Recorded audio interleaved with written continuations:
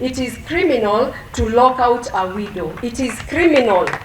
We have to criminalize all these actions because widows' lives matter.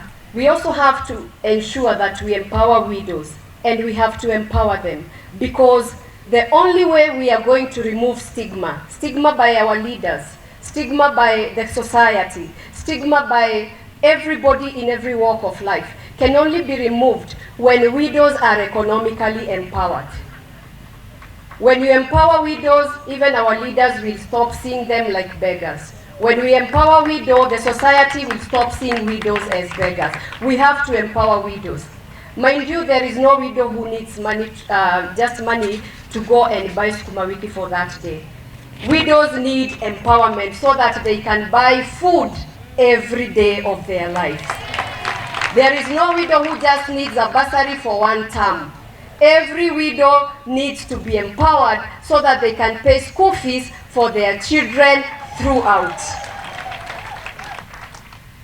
It is important to empower the widows because the moment you empower the widows, then their vulnerability is brought down. But the moment you want to give them 100 shillings and 200 shillings, you increase the vulnerability of widows. You are able to use them anytime you need them, and you call them and give them 200 shillings. But whenever they are busy in their businesses, you will not remove them from their businesses and give them 200 shillings. So we have to ensure we remove stigma by economically empowering the widows of this country and the widows of this county. To the national government, through the office of the county commissioner here represented by the DCC, we request your able office through the chiefs or through your Ngao network, you ensure that the county of Nakuru will not give you an excuse by not providing the right data of widows. We know that you are well structured from the county commissioner to the assistant chief. Can we get the data provided to our able CS here so that she can be able to tailor-make those programs that will benefit the widows of this county? So through your able office, Madam Josephine, let's domesticate the Maputo Protocol.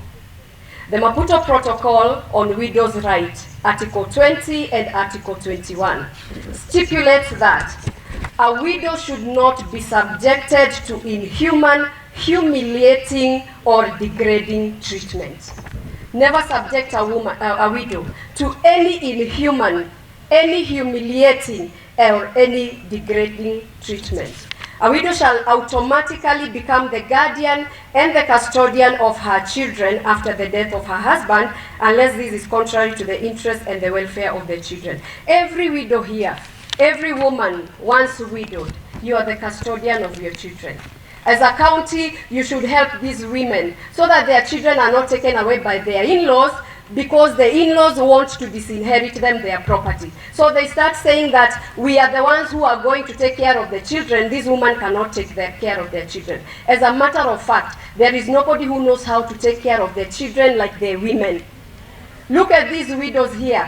I can tell some widows to stand here, the ones we have walked a journey for the last 10 years since we started Come Together. Women who have educated their children. Women who have children that are, we can mention their names in this society, and they are very important. A good example is Madam Jocelyn.